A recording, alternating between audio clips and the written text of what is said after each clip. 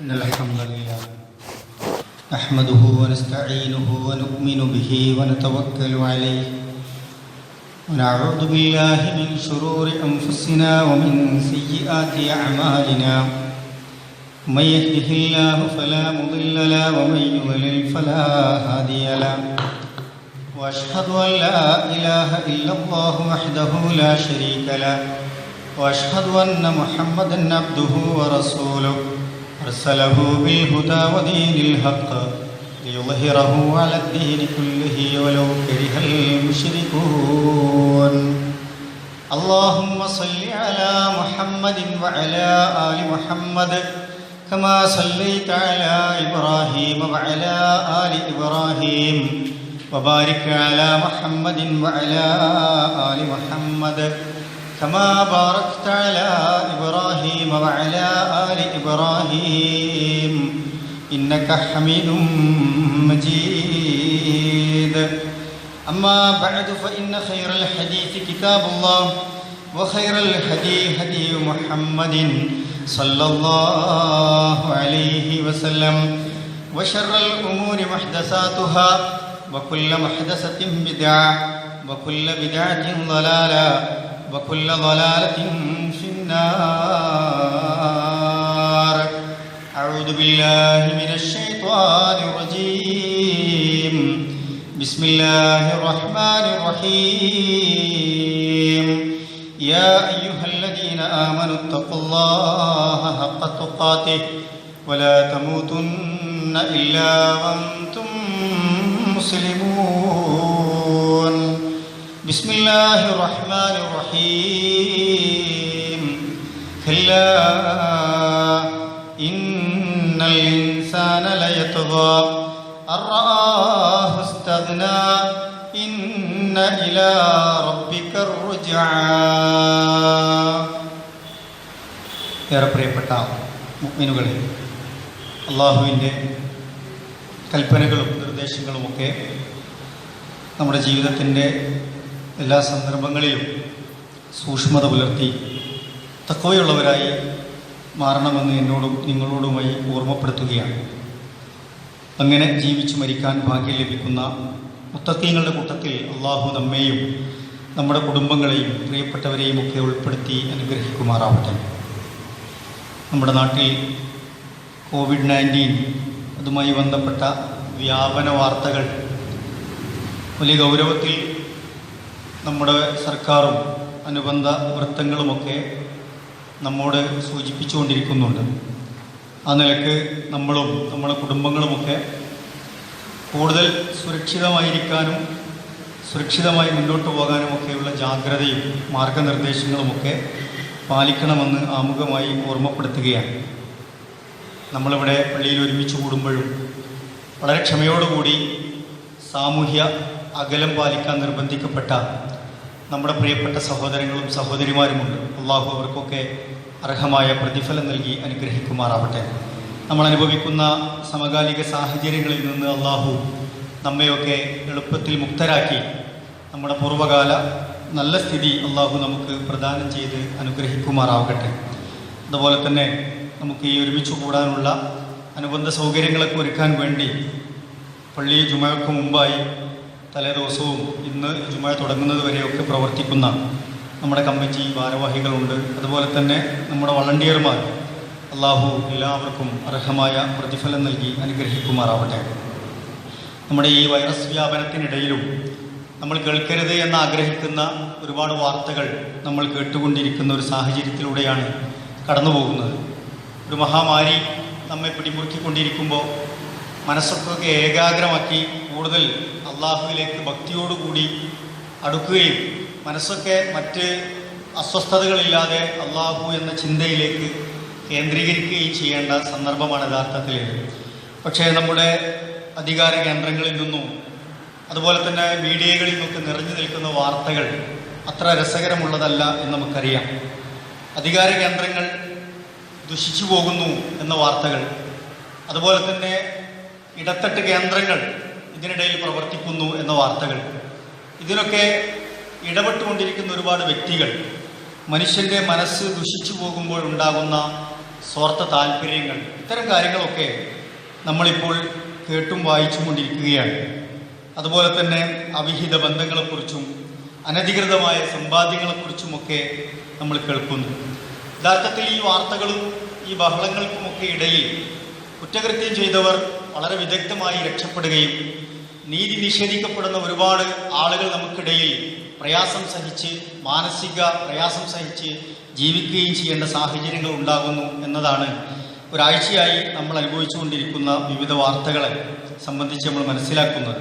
നമ്മളെ സംബന്ധിച്ചിടത്തോളം ഒരു മുഅ്മിൻ എന്ന നിലക്കും മനുഷ്യൻ എന്ന നിലക്കുമൊക്കെ ഇത്തരം ദുഷിച്ച സമ്പ്രദായങ്ങൾ, ദുഷിച്ച ഇടപാടുകൾ, മനസ്സ് ദുഷിപ്പിച്ചു പോകുന്ന, മനസ്സിനെ മറപ്പിച്ചു കളയുന്ന തരത്തിലുള്ള ഇടപെടലുകളിൽ നിന്ന് നമ്മൾ പരമാവധി മാറി നിൽക്കാനും ജാഗ്രത പാലിക്കാനും ശ്രമിക്കണമെന്ന് വിശ്വാസികളെന്ന നിലക്ക് ആമുഖമായി ഓർമ്മപ്പെടുത്തുകയാണ്.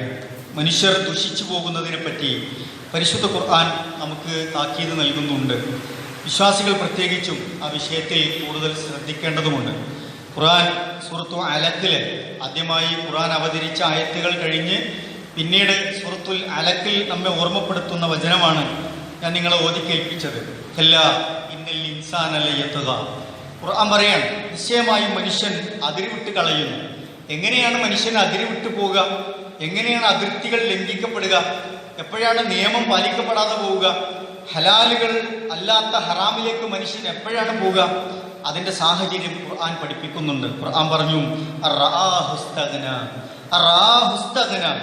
മനുഷ്യന് സ്വയം ഞാൻ തികഞ്ഞവനാണെന്ന് തോന്നാം, ഞാൻ തന്നെ എല്ലാത്തിനും മതി എന്ന് തോന്നാം, ഞാൻ ഇനി ഒരാളെയും ആശ്രയിക്കേണ്ടവനല്ല, ഞാൻ മറ്റുള്ളവരെയൊക്കെ ഭരിക്കേണ്ടവനാണ് എന്നും മറ്റുള്ളവർക്ക് മേധാവിത്വം കാണിച്ച് മുന്നോട്ട് പോകേണ്ടവനാണ് എന്നൊക്കെ സ്വയം ഒരു മനുഷ്യന് എപ്പോൾ തോന്നുന്നുവോ അവിടെ അവൻ്റെ തകർച്ചകൾ ആരംഭിക്കുമെന്ന് ഖുർആൻ സൂചന നൽകുകയാണ്.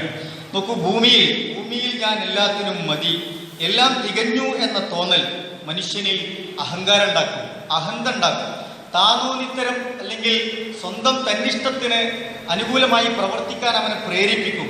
അവന് പിന്നെ അപ്പുറം ഒന്നും നോക്കാൻ തോന്നൂല. നീതിയുണ്ടോ നോക്കേണ്ടി വരില്ല, സത്യമാണോ ഞാൻ ചെയ്യേണ്ടത് നോക്കേണ്ടി വരില്ല. അതുപോലെ തന്നെ മറ്റു വിഷയങ്ങളിലൊക്കെ എന്താണ് യഥാർത്ഥത്തിൽ ചെയ്യേണ്ടതിനപ്പുറത്ത് തൻ്റെ താല്പര്യങ്ങൾ സംരക്ഷിക്കാൻ വേണ്ട കാര്യങ്ങൾ നോക്കി പോകേണ്ടി വരും എന്ന് ഖുർആൻ സൂചിപ്പിക്കുകയാണ്. ഇന്നൽ ഇൻസാന ലയത്ഗാ. മനുഷ്യൻ അതിരുവിടുന്നു. തോന്നാം, ഞാൻ തന്നെ ഒരു സംഭവമാണ് എന്ന് എനിക്ക് തന്നെ തോന്നാം, മറ്റുള്ളവർക്ക് തോന്നാതെ. പക്ഷെ അവനവന് തന്നെ എപ്പോൾ തോന്നി തുടങ്ങുന്നുവോ അവിടെ വലിയ അപകടങ്ങൾ ഉണ്ടാകുമെന്ന് നമ്മെ ഖുർആൻ ബോധ്യപ്പെടുത്തുന്നുണ്ട്. പഴയകാല ചരിത്രം പറഞ്ഞ് ഖുർആനെ നമ്മളെ പഠിപ്പിക്കുന്നുണ്ട്. വർത്തമാനകാലത്തെ ഓരോ സംഭവങ്ങൾ, ഉയർന്നു വളർന്നു പോയിരുന്ന പല ആളുകളും അല്ലെ ഇമേജുള്ള ആളുകളും സമൂഹത്തിന്റെ മുമ്പിൽ തകർന്നു വീഴുന്ന ചിത്രം നമ്മൾ കാണുന്നുണ്ട്. സ്വന്തം അഹങ്കാരത്തിലേക്ക് മനുഷ്യൻ പോകുമ്പോൾ, അധികാരം കൂടി കിട്ടുമ്പോൾ ഞാനൊക്കെ ആയി എന്ന തോന്നലുണ്ടാകുമ്പോൾ അത്തരം അപകടങ്ങൾ ജീവിതത്തിലേക്ക് വരുമെന്ന് ഖുർആൻ നമ്മളെ പഠിപ്പിക്കുകയാണ്. അപ്പോൾ ഭാവിയിൽ വരുന്ന മനുഷ്യർക്ക് കൂടി ഇതിലൊക്കെ പാഠമുണ്ട് എന്ന നിലക്ക് ഖുർആൻ വളരെ ഗൗരവത്തിലാണ് യഥാർത്ഥത്തിൽ ഈ വചനം സൂചിപ്പിക്കുന്നത്. ഞാൻ ഒക്കെ തികഞ്ഞു എന്ന് തോന്നുമ്പോൾ എന്തൊക്കെ സംഭവിക്കും? നമ്മൾ അതിര് ലംഘിക്കും, നിയമം ലംഘിക്കും, നിയമ സാഹചര്യങ്ങളെ നമ്മൾ വെല്ലുവിളിക്കും, അതിനെ തോൽപ്പിക്കാൻ ശ്രമിക്കും, പലരെയും സ്വാധീനിക്കാൻ ശ്രമിക്കും. എന്നിട്ടോ നമ്മളതിനെ മറികടക്കാനുള്ള ശ്രമമുണ്ടാകുമെന്നാണ്. പരിധികൾ വിടുമ്പോൾ ധാരാളം കുറ്റകൃത്യങ്ങൾ നമുക്ക് ചെയ്യേണ്ടിയും വരും. നമ്മളൊരു ചട്ടക്കൂടിനകത്ത് അങ്ങനെ ജീവിക്കുകയാണെങ്കിൽ തിന്മകൾ നമുക്ക് കുറയും. എന്നാൽ അതിർത്തികൾ ഓരോന്ന് ലംഘിക്കാൻ നമ്മൾ ശ്രമിക്കുമ്പോൾ സാമ്പത്തിക രംഗത്ത് അതിർത്തി പറഞ്ഞിട്ടുണ്ട്, വിശ്വാസ രംഗത്ത് അതിർത്തി പറഞ്ഞിട്ടുണ്ട്, ഇടപെടുമ്പോഴുള്ള അതിർത്തി പറഞ്ഞിട്ടുണ്ട്, പെരുമാറ്റ മര്യാദകളിലെ അതിർത്തി പറഞ്ഞിട്ടുണ്ട്. എല്ലാത്തിനും ഇസ്ലാം ചില അതിർത്തികൾ പറഞ്ഞിട്ടുണ്ട്. അതിരുകൾ ലംഘിക്കാൻ നമുക്ക് തടസ്സമൊന്നുമില്ല. ആരും ചിലപ്പോൾ കണ്ടോളണമെന്നില്ല, ആരും അറിഞ്ഞോളണമെന്നില്ല. പക്ഷെ അതിരുകൾ ലംഘിക്കുന്നതോടുകൂടി നമുക്ക് സംഭവിക്കുന്ന അപകടം ഖുർആൻ സൂചിപ്പിക്കുന്നത് നിങ്ങൾ കുറ്റകൃത്യങ്ങളിൽ ധാരാളം വീണുപോകുമെന്നാണ്. അങ്ങനെ താന്തോന്നിത്തരം, തെണ്ടിത്തരം ചെയ്യാൻ മടിയില്ലാതാകുന്ന ഒരു സമയം വരുമെന്നാണ്. ഈ ഇസ്തിഗ്നാവും തുഗ്യാനും അതിക്രമങ്ങളെക്കുറിച്ചുമൊക്കെ ഖുർആൻ അതാണ് സൂചിപ്പിക്കുന്നത്. ഹവൻ നഫ്സ് അല്ലെങ്കിൽ കിബർ, സ്വന്തം ഓരോന്ന് തോന്നുന്ന അതിനനുസരിച്ച് ചെയ്യാൻ പ്രവർത്തിക്കാൻ ഒരു മടിയില്ലാതാവും. ലജ്ജയൊക്കെ മാറി നിൽക്കേണ്ടി വരുന്ന തരത്തിലുള്ള ഇടപെടലുകളും ഇടപാടുകളുമൊക്കെ ജീവിതത്തിൽ ഉണ്ടാവുക എന്ന് ഇതിൻ്റെ വിശദീകരണവുമായി ബന്ധപ്പെട്ട് മുഫസ്സിറുകൾ രേഖപ്പെടുത്തി വെച്ചതായി നമുക്ക് കാണാൻ കഴിയും. ഇങ്ങനെ അതിരുകൾ മറികടക്കാനുള്ള ശ്രമം ഉണ്ടാവുമ്പോൾ എന്ത് ചെയ്യും? കുറേ ആളുകളെ സ്വാധീനിക്കാൻ തോന്നും, കുറേ ആളുകളുടെ വലയം സൃഷ്ടിക്കാൻ തോന്നും. അതിൻ്റെ പേരിൽ ഒരുപാട് ആളുകളെ കബളിപ്പിക്കേണ്ടി വരുന്ന സാഹചര്യം ഉണ്ടാവും. അതിലൊക്കെ ഒരുപാട് സാധുക്കൾ പെട്ടുപോകും. ഇപ്പം നമ്മളെ സംബന്ധിച്ചിടത്തോളം ഇത് എവിടുന്നാണ് ഏതിലൂടെ വരികയെന്നറിയില്ല. ഒരാളെ ദുഷിച്ച മനസ്സുമായി തൻ്റെ സ്വാർത്ഥ താല്പര്യം നേടണമെന്ന ചിന്തയുമായി ഇറങ്ങി പുറപ്പെട്ടാൽ അതിൽ പെടാതിരിക്കാൻ അള്ളാഹുവോട് ദുആ ചെയ്യണം. മാത്രമല്ല, നമ്മൾ എന്ത് ഇടപാട് നടത്തുമ്പോഴും എന്ത് ഇടപെടലുകൾ നടത്തുമ്പോഴും ഇതെൻ്റെ വിശ്വാസത്തിന് ചേർന്നതാണോ, ഇതിൽ ഹറാമും ഹലാലും എവിടെയാണ് കിടക്കുന്നത് എന്ന കൃത്യമായ ബോധം നമ്മുടെ കയ്യിൽ ഉണ്ടാകണം എന്നതാണ് ഖുർആൻ ഇവിടെ നമ്മളോട് പഠിപ്പിക്കുന്നത്. നോക്കൂ, പഴയകാല ചരിത്രം ഖുർആൻ പറഞ്ഞു തരുന്നുണ്ട്. ഫിർഔനെ പറ്റി പറഞ്ഞു തരുന്നുണ്ട്. ഖുർആൻ പറഞ്ഞു, ഇന്നഹു ത്വഗ, അവൻ അതിക്രമം കാണിച്ചു, അതിർ ലംഘിച്ചു. എത്രത്തോളം ഫിറോൻ അവസാനം അഹങ്കാരം കൊണ്ട് ഞാൻ തന്നെ മതി എന്ന് തോന്നി ഞാൻ തന്നെ പടച്ചോന്നുള്ളിടത്തേക്ക് എത്തി. ഇനി ആരും വേണ്ട, ഞാൻ തന്നെ മതി എന്നിടത്തേക്ക് ഫിറോൻ എത്തുന്നുണ്ട്. ഖുർആൻ അത് എടുത്തു പറയുന്നുണ്ട്. സൂറത്തു സുഹ്റുഫിൽ കാണാം നമുക്ക്, അലൈസലീ മുൽക്കു മിസ്ർ, അലൈസലീ മുൽക്കു മിസ്ർ, എനിക്ക് ഈജിപ്തിന്റെ രാജാധികാരില്ലേ, ഞാൻ ഇവിടുത്തെ പ്രധാനമന്ത്രിയല്ലേ, രാജാവല്ലേ എന്ന് അവരോട് ചോദിച്ചു. എത്രത്തോളം എന്നിട്ട് പറയണതോ വലിയ ഗൗരവമുള്ളതാണ്. ഈ ഒഴുകിപ്പോണ നദി ഉണ്ടല്ലോ, അതുപോലെ എന്റെ കാലിലോട്ട് കൂടെ പോണ്, അതുപോലും എന്റെ നിർദ്ദേശം അനുസരിച്ച ഒഴുകണമെന്നുള്ള തരത്തിൽ ഫിറൗൻ അഹങ്കരിച്ചു എന്ന് ഖുർആൻ പറയാൻ. അഫല തുബ്സിറൂൻ, നിങ്ങളിതൊക്കെ നോക്കി കണ്ട് മനസ്സിലാക്കണില്ലേ, ഈ ഈജിപ്തിന്റെ ഭരണന്റെ കയ്യിലുണ്ട്, ഈ നദി പോലും ഒഴുകുന്നത് എന്റെ ചുവട്ടിലൂടെയാണ് എന്ന് ഫിറൗൻ അഹങ്കരിച്ചു. എന്താ സംഭവിച്ചത്? അവസാനം പറഞ്ഞു, അന ഖൈർ, ഞാൻ തന്നെയാണ് ടോപ്പ്, ഉത്തമനായിട്ട് ഞാൻ തന്നെ ഉള്ളൂ, അതിനപ്പുറത്ത് ആരുമില്ല. അന റബ്ബുക്കുമുൽ അഅല, ഞാൻ തന്നെയാണ് പടച്ചവൻ എന്ന് അവസാനം പ്രഖ്യാപിച്ചു. ഒരു മനുഷ്യന്റെ ദുഷിച്ചു പോകുന്ന മനസ്സിന്റെ ഏറ്റവും ടോപ്പ് ലെവലാണ് ഖുർആൻ എടുത്തു പറഞ്ഞത്. മനുഷ്യൻ അങ്ങനെ ആയിത്തീരും, അവൻ മതിമറന്നു പോകുമെന്ന് ഖുർആൻ പഠിപ്പിക്കുകയാണ്. അവസാനം എന്താ ഖുർആൻ സംഭവിച്ച്? ശാശ്വതമായോ? എല്ലാം കാൽക്കീഴിൽ വന്നോ? അധികാരവും ചെങ്കോലും സമ്പത്തും എല്ലാം തകർത്തടിഞ്ഞു പോയി. അവസാനം രക്ഷയ്ക്ക് വേണ്ടി ആർത്ത് വിളിക്കുന്ന ഫിറോവിന്റെ ചരിത്രം ഖുർആൻ പറഞ്ഞുതരാണ്. പ്രിയമുള്ളവരെ, നമുക്കിതിൽ പാഠമുണ്ട്. നോക്കൂ, അതുപോലെ തന്നെ ഖാറൂനെ പറ്റി ഖുർആൻ പറയുന്നുണ്ട്. എന്താ ഖാറൂൻ പറഞ്ഞത്? ഇന്നമാ ഊതീതുഹു അലാ ഇൽമിൻ ഇൻദി, ഈ സമ്പത്തൊക്കെ ഉണ്ടായത് എന്റെ അറിവുകൊണ്ട്, എന്റെ മിടുക്കൊണ്ടാണ്, എനിക്ക് കിട്ടിയ ചില വിവരങ്ങളുടെ അടിസ്ഥാനത്തിലാണ് എന്ന് ഖാറൂൻ അഹങ്കരിച്ചു. തന്നെ മറന്നുപോയി. ഇതൊക്കെ ഉണ്ടായത് എന്റെ മിടുക്കൊണ്ടാന്ന് അഹങ്കരിച്ചു എന്നാണ്. അവസാനം ഹാറൂൻ എന്താ സംഭവിച്ചത്? എല്ലാം തകർന്ന് നശിച്ചു പോയി, ഭൂമി കീഴ്മേൽ മറിഞ്ഞു വീണുപോയി. ഹാറൂന്റെ ഒരു തെളിവും ബാക്കിയാകാത്ത രൂപത്തിൽ അയാൾ നശിച്ച് നാമാവശേഷമായി എന്നത് ചരിത്രം നമ്മളെ പഠിപ്പിക്കുന്നു. പ്രവാചകൻ റസൂലുള്ളാഹി സ്വല്ലല്ലാഹി അലൈഹി വസല്ലമയുടെ കാലത്ത് അബൂജഹലിനെ പറ്റി റസൂലുള്ളാഹി പറഞ്ഞു, അബൂജഹൽ അഹങ്കരിച്ചു, ധിക്കാരിയായി, താന്തോന്നിത്തരം ചെയ്തു, എതിരാളിയായി നിന്നു. പലപ്പോഴും റസൂലിനെ പറ്റി ചോദിക്കും, റസൂൽ തല താഴ്ത്തി മണ്ണിൽ മുഖം വെക്കുന്ന സമയം ഏതാണ് എന്ന് അബൂജഹൽ അന്വേഷിച്ച് നടന്നിരുന്നു. റസൂല് സുജൂദിൽ വീഴുന്ന സമയത്തെ കുറിച്ച് അന്വേഷിച്ച് നടന്നിരുന്നു. എന്തിനാണ് എന്ന് ചോദിക്കുമ്പോൾ പറയും, റസൂല് സുജൂദിൽ പോകുമ്പോ ആ തലയിൽ എനിക്ക് ചവിട്ടി, ആ റസൂലിന്റെ തല എനിക്ക് ചവിട്ടി മെതിക്കണം എന്ന് പറഞ്ഞ് അഹങ്കരിച്ച് നടന്നു. റസൂൽ അങ്ങനെ നമസ്കരിക്കുന്ന ഒരു സമയത്ത് അബൂജഹൽ വരുന്നുണ്ട്. പക്ഷേ അള്ളാഹുവിന്റെ സഹായമുണ്ടായി. ജിബ്രീൽ അലൈഹി സ്വലാത്തു വസ്സലാമിന്റെ സഹായം ആ സന്ദർഭത്തിൽ അള്ളാഹു തയ്യാറാക്കി കൊടുത്തു. തന്റെ റസൂലിന്റെ തോളിൽ നിന്ന് ഭീമാകാരന്മാരായ രണ്ട് രൂപത്തെ കണ്ട് പേടിച്ച അബൂജഹൽ ഓടിപ്പോകുന്നതൊക്കെ ചരിത്രത്തിൽ ഹദീസുകളിലൊക്കെ നമുക്ക് മനസ്സിലാക്കാൻ കഴിയുന്നുണ്ട്. ബദറിൽ കൊല്ലപ്പെട്ട് കിടന്നപ്പോ നിസ്സഹായനായി അബൂജഹൽ മയ്യത്തായി ജഡമായി കിടന്നപ്പോ റസൂൽ പറയുന്നുണ്ട്, ഹാദാ ഫിർഔൻ ഹാദിഹിൽ ഉമ്മ, ഈ ഉമ്മത്തിലെ ഫിർഔനായിരുന്നു ആര്?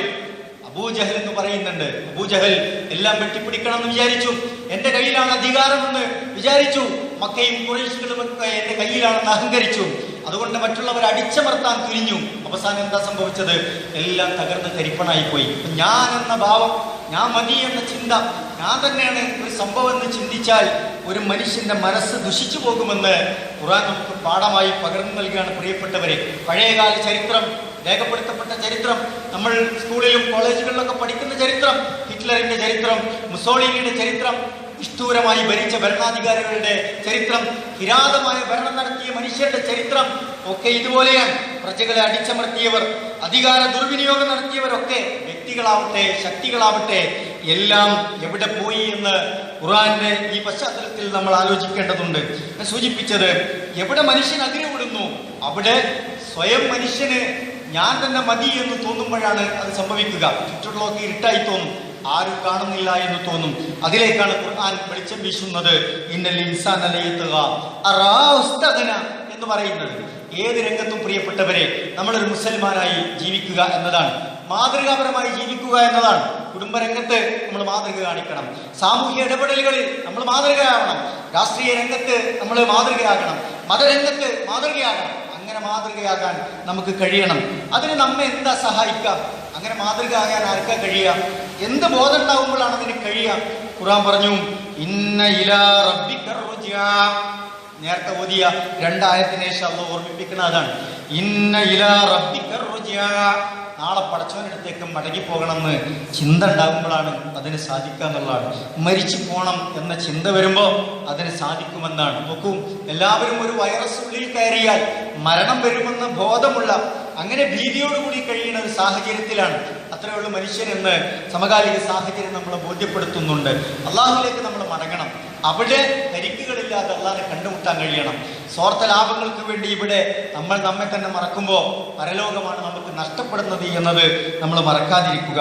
ഖുർആൻ സൂറത്തുൽ ബഖറയിൽ ഓർമ്മിപ്പിക്കുന്നുണ്ട്, വത്തഖൂ യൗമൻ തുർജഊന ഫീഹി ഇലല്ലാഹ്, വത്തഖൂ യൗമൻ തുർജഊന ഫീഹി ഇലല്ലാഹ് സുമ്മ തുവഫാ കുല്ലു നഫ്സിൻ മാ കസബത് വഹും ലാ യുളമൂൻ.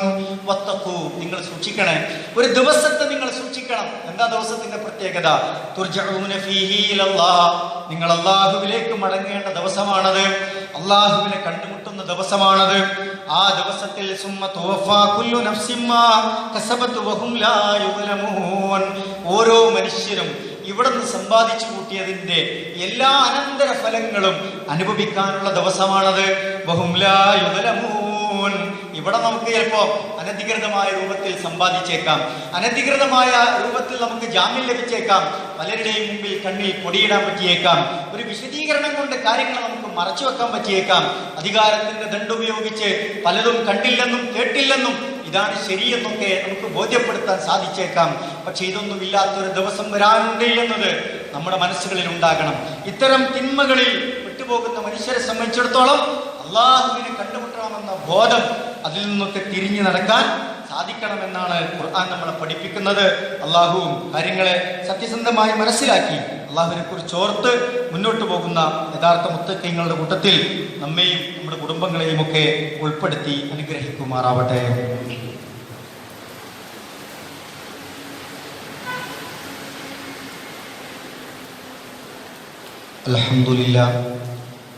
അൽഹംദുലില്ലാഹി റബ്ബിൽ ആലമീൻ വസ്സലാത്തു വസ്സലാമു അലാ റസൂലിഹിൽ അമീൻ വഅലാ ആലിഹി വസഹ്ബിഹി അജ്മഈൻ. അമ്മാ ബഅദ്. അള്ളാഹുവിനെ സൂക്ഷിച്ച് ജീവിക്കണമെന്ന് എന്നോടും നിങ്ങളോടും ഓർമ്മപ്പെടുത്തുകയാണ്, വസിയത്ത് ചെയ്യുകയാണ്.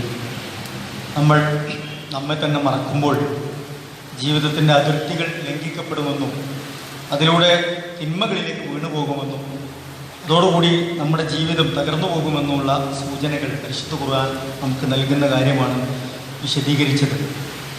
സമകാലികമായ സംഭവങ്ങളെ കൂട്ടിച്ചേർത്ത് വായിക്കുമ്പോൾ അതൊക്കെ ശരിയാണ് എന്ന് നമുക്ക് ബോധ്യപ്പെടും. അറിയാതെ ചതിക്കുഴികളിൽ വീഴാതിരിക്കാനുള്ള ജാഗ്രത, സൂക്ഷ്മത അതൊരു മുഅ്മിന്റെ ഭാഗത്തു നിന്ന് ഉണ്ടാകേണ്ടതാണ് എന്ന് പ്രിയപ്പെട്ടവരെ നമ്മൾ മനസ്സിലാക്കുക. അള്ളാഹു നമ്മെ കാത്തുരക്ഷിക്കുമാറാവട്ടെ. സൂചിപ്പിക്കാനുള്ള മറ്റൊരു കാര്യം നമ്മുടെ ബലികർമ്മവുമായി ബന്ധപ്പെട്ട വിഷയമാണ്. ബലികർമ്മം നമ്മുടെ മഹല്ല് കേന്ദ്രീകരിച്ച് പ്രാവശ്യം നടക്കും. കഴിഞ്ഞ ആഴ്ച സൂചിപ്പിച്ചതുപോലെ അത് എങ്ങനെ വ്യവസ്ഥാപിതമായി പ്രയാസങ്ങളില്ലാതെ നടക്കണമെന്ന് നമ്മുടെ ഷെയർ കൂടിയ ആളുകളുമായി കൂടി ആലോചിക്കുന്ന ഒരു യോഗം ഇൻഷാ അല്ലാഹ് കമ്മിറ്റി ആസൂത്രണം ചെയ്യുന്നുണ്ട്. നമ്മുടെ ഷെയർ സ്വീകരിക്കാനുള്ള അവസാനത്തെ തീയതി 21-ാം തീയതി വരെ നീട്ടിയിട്ടുണ്ട് എന്ന് കമ്മിറ്റിയുടെ ഭാരവാഹികൾ അറിയിച്ചിട്ടുണ്ട്. ധാരാളം ആളുകൾ നമ്മുടെ ഈ ബലികർമ്മത്തിൽ പങ്കാളികളാവാനുള്ള സന്നദ്ധത അറിയിച്ചും പണം നൽകിയുമൊക്കെ പേര് രജിസ്റ്റർ ചെയ്തിട്ടുണ്ട്. സാധ്യമാകുന്ന ആളുകളൊക്കെ അത്തരം ഒരു സൽക്കർമ്മത്തിൽ പങ്കാളികളാവുക. അള്ളാഹുവിൻ്റെ പരീക്ഷണങ്ങൾ വന്നുകൊണ്ടിരിക്കുന്ന സമയമാണ്. പ്രയാസങ്ങളും ദുരിതങ്ങളും നമ്മുടെ മുമ്പിൽ വന്നു നിൽക്കുന്ന സമയമാണ്. മഴക്കെടുതികളെക്കുറിച്ചുള്ള ബോധം നമുക്കുണ്ട്. അള്ളാഹുവിൻ്റെ വിവിധ പരീക്ഷണങ്ങളെ മറികടന്ന് നമുക്ക് പോകേണ്ടതുണ്ട്. അപ്പോൾ സാധ്യമാകുന്നവർ എന്ന് പറഞ്ഞ് അത് ഒഴിവാകാനുള്ളൊരു ചാൻസ് ആയിട്ട് ആരും കാണേണ്ടതില്ല. എൻ്റെ വ്യക്തിപരമായ അഭിപ്രായത്തിൽ ഇപ്പോൾ നമ്മൾ കൂടുതൽ ബലികർമ്മം നടത്തേണ്ട സന്ദർഭമാണ്. അള്ളാഹുവിലേക്ക് കൂടുതൽ അടുക്കേണ്ട സന്ദർഭമാണ് യഥാർത്ഥത്തിൽ. നമ്മൾ എന്തെങ്കിലും ഒഴിവ് കഴിഞ്ഞ് മാറി നിൽക്കേണ്ട സമയം അനുകൂലമായ സാഹചര്യത്തെ ഉപയോഗപ്പെടുത്തി പരമാവധി നമുക്കതിൽ ചെയ്യാൻ പറ്റുന്നത് ചെയ്യണം എന്നതാണ് അതിൻ്റെ ശരി എന്നതാണ്. മറ്റുള്ള വേദനിക്കപ്പെടുന്നവരും വേവലാതിപ്പെടുന്നവരും സങ്കടപ്പെടുന്നവരും ഒക്കെ നമ്മുടെ ചുറ്റുവട്ടത്തിലുണ്ട്. അവർക്ക് കൂടി ഇതിൻ്റെ വിഹിതം കിട്ടുന്ന രൂപത്തിൽ അത് വിപുലമായി ചെയ്യുകയാണ് വേണ്ടത്. പക്ഷേ ചില മാർഗനിർദ്ദേശങ്ങൾ നമ്മൾ പാലിക്കണമെന്ന് മാത്രം. അതുകൊണ്ട് പ്രിയപ്പെട്ടവരെ, നമ്മൾ ഇതിലേക്ക് പങ്കാളികളാവാൻ ആഗ്രഹിക്കുന്നവരൊക്കെ എത്രയും പെട്ടെന്ന് തന്നെ അതിൻ്റെ കാര്യങ്ങൾ ചെയ്യണമെന്ന് പ്രത്യേകം അറിയിക്കുകയാണ്. ഷെയറിൻ്റെ കാര്യങ്ങളൊക്കെ തീരുമാനമായതിനു ശേഷം 21-ാം തീയതിക്ക് ശേഷം ഷെയർ ഹോൾഡേഴ്സിൻ്റെ ഒരു യോഗം വിളിച്ച് ഏതൊക്കെ ഏരിയയിൽ എങ്ങനെയാണ് നടത്തേണ്ടത് എന്ന് കമ്മിറ്റിയുടെ നേതൃത്വത്തിൽ അതിന് ഒരു തീരുമാനമുണ്ടാകും എന്നറിയിച്ചിട്ടുണ്ട്. അതുകൊണ്ട് ആ വിവരം നിങ്ങളെ അറിയിക്കുകയാണ്. മറ്റൊന്ന്, നമ്മുടെ പള്ളി കാര്യങ്ങളൊക്കെ അടഞ്ഞു കിടക്കുകയാണെങ്കിലും പള്ളിയുമായി ബന്ധപ്പെട്ട എല്ലാ ചെലവുകളും നമുക്കുണ്ട് എന്ന് ഞാൻ ഓർമ്മപ്പെടുത്തിയിരുന്നു. അടുത്ത വെള്ളിയാഴ്ച പറ്റുമെങ്കിൽ നമ്മൾ ചെറിയ കലശം എടുത്തിട്ടുണ്ട്. നമ്മുടെ വീട്ടിലും കുടുംബങ്ങളൊക്കെ ഇതിന് സഹായവും സ്വതത്തെയൊക്കെ ചെയ്യാൻ പറ്റുന്നവർ അടുത്ത ആഴ്ചയ്ക്ക് ഒന്നും കൂടി ഒരുങ്ങി വരികയാണെങ്കിൽ നമുക്ക് ആ വിഷയത്തിൽ ഒരു നല്ലൊരു കലക്ഷൻ കൂടി എടുക്കാൻ പറ്റും. നമ്മളെ കൊണ്ടാവുന്നതൊക്കെ ചെയ്യാം. ഒരുപാട് ആളുകൾ പ്രയാസപ്പെടുന്നവരുണ്ട്, നമ്മൾ സഹായിക്കേണ്ടവരുണ്ട്, ഒരുപാട് വിഷമിക്കുന്നവരുണ്ട്. ഇതൊക്കെ മനസ്സിലാക്കിക്കൊണ്ട് തന്നെയാണ് ഇത് ബൈത്തുള്ള അള്ളാൻ്റെ വീടാണ്, നമ്മുടെ ഒരു പ്രധാന കേന്ദ്രം കൂടിയാണ്. ഇതിൻ്റെ നടത്തിപ്പ് നമ്മുടെ എല്ലാവരുടെയും ഉത്തരവാദിത്തമാണ്. ആ നിലക്ക് ഭാരവാഹികൾക്ക് അതൊരു പ്രയാസമില്ലാതെ മുന്നോട്ട് കൊണ്ടുപോകാൻ നമ്മുടെയൊക്കെ സഹായം കൂടിയേ തീരൂ. ആ കാര്യത്തിലും എല്ലാവരുടെയും ശ്രദ്ധയുണ്ടാകണമെന്ന് പ്രത്യേകം ഓർമ്മിപ്പിക്കുകയാണ്. അള്ളാഹു അനുഗ്രഹിക്കുമാറാവട്ടെ.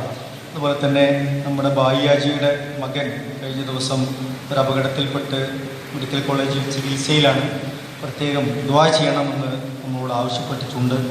അള്ളാഹു സഹോദരൻ്റെ പ്രയാസങ്ങളെ എത്രയും പെട്ടെന്ന് ദൂരീകരിച്ചു കൊടുക്കുമാറാവട്ടെ.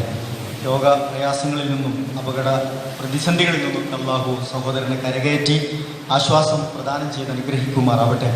അവരുടെ കുടുംബത്തിനും പിതാവിനുമൊക്കെ പ്രത്യേകം മനസ്സിന് സ്വസ്ഥതയും സമാധാനവും നൽകി ഇതൊക്കെ ക്ഷമിക്കാനുള്ള കരുത്തും നൽകി അള്ളാഹു അനുഗ്രഹിക്കട്ടെ. നമ്മയും നമ്മുടെ കുടുംബങ്ങളെയും നമ്മുടെ പ്രിയപ്പെട്ടവരെയും ഒക്കെ അപകടങ്ങളിൽ നിന്നും ദുരിതങ്ങളിൽ നിന്നും ദുരന്തങ്ങളിൽ നിന്നുമൊക്കെ അള്ളാഹുവെ നീ കാത്ത് രക്ഷിക്കണമേ. ഞങ്ങളിൽ നിന്ന് വന്നുപോയ ചെറുതും വലുതുമായ തെറ്റുകുറ്റങ്ങളെ റഹ്മാനായ നാഥ നിന്റെ മഹത്തായ ഫദൽ കൊണ്ട് നീ വിട്ടുപുറത്ത് മാപ്പ് നൽകി അനുഗ്രഹിക്കണമേ. ഞങ്ങളിൽ നിന്ന് മരണപ്പെട്ടു പോയ ഞങ്ങളുടെ മാതാപിതാക്കൾ, ബന്ധുമിത്രാദികൾ, സഹോദരി സഹോദരന്മാർ, ഞങ്ങളുടെ മഹലിലെ പ്രിയപ്പെട്ടവർ, ഞങ്ങൾക്ക് താങ്ങും തണലുമായവർ, ഞങ്ങളുടെ കൂടെയുണ്ടായിരുന്നവർ, നാഥ മഗ്ഫിറത്തും മർഹമത്തും നീ പ്രദാനം ചെയ്യണ റഹ്മാനെ. അള്ളാഹുവെ ഖബർ ജീവിതം നീ വിശാലമാക്കി കൊടുക്കണേ റഹ്മാനെ. അവരെയും ഞങ്ങളെയും നിന്റെ ജന്നാത്തുൽ ഫിർദൗസിൽ നീ ഒരുമിച്ച് കൂട്ടി അനുഗ്രഹിക്കണേ റഹ്മാനെ. അള്ളാഹുവെ മാരകമായ രോഗങ്ങളിൽ നിന്ന്, മാറാരോഗങ്ങളിൽ നിന്ന്, പകർച്ചവ്യാധികളിൽ നിന്ന്, മാരകമായ വൈറസുകളിൽ നിന്ന്, കഠിനമായ പരീക്ഷണങ്ങളിൽ നിന്ന്, കണിശമായ വിചാരണകളിൽ നിന്ന്, കത്തിജ്വലിക്കുന്ന നരകാഗ്നിയിൽ നിന്ന് റഹ്മാനും റഹീമുമായ നാഥ ഞങ്ങളെയും കുടുംബങ്ങളെയും ഒക്കെ നീ കാത്തു രക്ഷിക്കണമേ റഹ്മാനെ. നിന്റെ മനോഹരമായ സ്വർഗപൂങ്കാവനത്തിൽ ഞങ്ങളെ എല്ലാവരെയും നീ ഒരുമിച്ച് കൂട്ടി അനുഗ്രഹിക്കണമേ റഹ്മാനെ. അള്ളാഹുവെ ഞങ്ങളുടെ മാതാപിതാക്കൾക്ക് നീ ആയുസ്സ് നൽകി അനുഗ്രഹിക്കണ റഹ്മാനെ. അള്ളാഹുവെ അവർക്ക് നീ പുറത്തു കൊടുക്കണ റഹ്മാനെ. മാനസികമായി, ശാരീരികമായി, സാമ്പത്തികമായി വിഷമിക്കുന്ന ധാരാളം സഹോദരങ്ങളുണ്ട്, സഹോദരിമാരുണ്ട്. ദുആ ചെയ്യണമെന്ന് വസീയത്ത് ചെയ്തവരുണ്ട്. അള്ളാഹുവെ കാര്യങ്ങളെ സൂക്ഷ്മമായി അറിയുന്നവൻ നീയാണ് നാഥ. എല്ലാം കണ്ടറിയുന്നവൻ നീയാണ് നാഥ.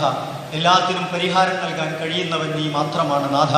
അള്ളാഹുവെ എല്ലാവരുടെയും പ്രയാസങ്ങൾ നീ ദൂരീകരിച്ചു കൊടുക്കണേ റഹ്മാനെ. അള്ളാഹുവെ ഞങ്ങളുടെ പഠനത്തിലും ഞങ്ങളുടെ പരീക്ഷകളിലും ഞങ്ങളുടെ ജോലിയിലും ഞങ്ങളുടെ കച്ചവടത്തിലും ഞങ്ങളുടെ കുടുംബജീവിതത്തിലും ധാരാളം ഖൈറും ബർക്കത്തും നൽകി നീ അനുഗ്രഹിക്കണമേ റഹ്മാനെ. അള്ളാഹുവെ ഞങ്ങളുടെ സതുദ്ദേശങ്ങളെ നീ സഫലമാക്കി തരണ റഹ്മാനെ. അള്ളാഹുവെ ഇപ്പോഴത്തെ സമകാലിക സാഹചര്യത്തിൽ അനുഭവിക്കുന്ന എല്ലാ പ്രയാസങ്ങളിൽ നിന്നും ഞങ്ങളെയും ഞങ്ങളുടെ പ്രിയപ്പെട്ടവരെയും ഞങ്ങളുടെ നാട്ടുകാരെയും ഒക്കെ നീ കാത്തു രക്ഷിക്കണമേ റഹ്മാനെ. രോഗഭീതിയിൽ കഴിയുന്നവരുണ്ട്, രോഗം ബാധിച്ചവരുണ്ട്, രോഗം ബാധിക്കുമോ എന്ന് ഭയപ്പെട്ട് കഴിയുന്നവരുണ്ട്, അവരുടെ ആശ്രിതരുണ്ട്, കുടുംബാംഗങ്ങളുണ്ട്. എല്ലാവർക്കും നീ രോഗമുക്തി നൽകണേ റഹ്മാനെ. രോഗത്തിൽ നിന്ന് കാത്തു രക്ഷിക്കണമേ റഹ്മാനെ. ഞങ്ങളുടെ പ്രവാസികൾ, അതുപോലെ തന്നെ പ്രിയപ്പെട്ടവർ ജോലിയിൽ അവിടെ പ്രയാസം അനുഭവിക്കുന്നവരുണ്ട്, ജോലിയില്ലാതെ വിഷമിക്കുന്നവരുണ്ട്, താമസ സ്ഥലത്ത് വിഷമിക്കുന്നവരുണ്ട്, പലരും പ്രയാസത്തിലാണ് എന്ന് വിളിച്ചറിയിച്ചവരുണ്ട്, അവരുടെ കുടുംബം ഇവിടെ വിഷമിച്ച് കഴിയുന്നവരുണ്ട്. അള്ളാഹു എല്ലാത്തിനും നീ പരിഹാരം നിർദ്ദേശിച്ച് ആശ്വാസം നൽകി അനുഗ്രഹിക്കണമേ റഹ്മാനെ. അള്ളാഹു നീതി നിഷേധിക്കപ്പെടുന്ന ഒരുപാട് കുടുംബങ്ങൾ നമ്മുടെ ചുറ്റുവട്ടങ്ങളിലുമുണ്ട്. ഇവിടെ പീഡന കേസുകളിൽ പ്രതിയാക്കപ്പെട്ടവർ, അതുപോലെ തന്നെ സ്വാധീന വലയത്തിലും അതുപോലെ തന്നെ അധികാരത്തിൻ്റെ ദുർവിനിയോഗമൊക്കെ ഉപയോഗപ്പെടുത്തി രക്ഷപ്പെടുന്ന സാഹചര്യങ്ങൾ ഉണ്ടാകുന്നുണ്ട്. അള്ളാഹുവെ നീതി ലഭിക്കേണ്ടവർക്ക് നീ ഇവിടെയും നാളെ പരലോകത്തും നീതി ലഭ്യമാക്കണേ റഹ്മാനെ. അള്ളാഹുവെ, കുറ്റവാളികൾ ശിക്ഷിക്കപ്പെടുകയും അവരെ ഈ സമൂഹത്തിന്റെ മുമ്പിൽ പുറത്തു കൊണ്ടുവരപ്പെടുന്ന സാഹചര്യം നീ ഞങ്ങൾക്ക് മുമ്പിൽ വെളിപ്പെടുത്തുകയും ചെയ്യണമേ റഹ്മാനെ. അള്ളാഹുവെ, തിന്മകളിൽ നിന്ന് ഞങ്ങളെ നീ കാത്തുരക്ഷിക്കുകയും നന്മകളിൽ ഞങ്ങൾക്ക് മത്സരിക്കാനുള്ള മാനസികാവസ്ഥ അനുകൂലമായ സാഹചര്യം നീ പ്രദാനം ചെയ്യുകയും ചെയ്ത് ഞങ്ങളെ നീ അനുഗ്രഹിക്കണമേ റഹ്മാനെ. അല്ലാഹുമ്മ ഗ്ഫിർ ലിൽ മുഅ്മിനീന വൽ മുഅ്മിനാത്ത് വൽ മുസ്ലിമീന വൽ മുസ്ലിമാത്ത് വൽ അഹ്യാഇ മിൻഹും വൽ അംവാത്ത് ഇന്നക മുജീബുദ് ദഅവാതി യാ ഖാദിയൽ ഹാജാത്ത്. اللهم اجرنا من النار اللهم اجرنا من النار اللهم اجرنا واجر والدينا من النار اللهم ادخلنا الجنة مع الابرار اللهم اعز الاسلام والمسلمين واذل الشرك والمشركين اللهم انت ولينا في الدنيا والاخرة توفنا مسلمين والحقنا بالصالحين توفنا مسلمين والحقنا بالصالحين ربنا تقبل منا إنك أنت السميع العليم وتب علينا إنك أنت التواب الرحيم اللهم اغفر لنا يا غافر المذنبين اللهم ارحم لنا يا أرحم الراحمين اللهم ارزق لنا يا خير الرازقين ربنا آتنا في الدنيا حسنة وفي الآخرة حسنة وقنا عذاب النار آمين آمين برحمتك يا أرحم الراحمين.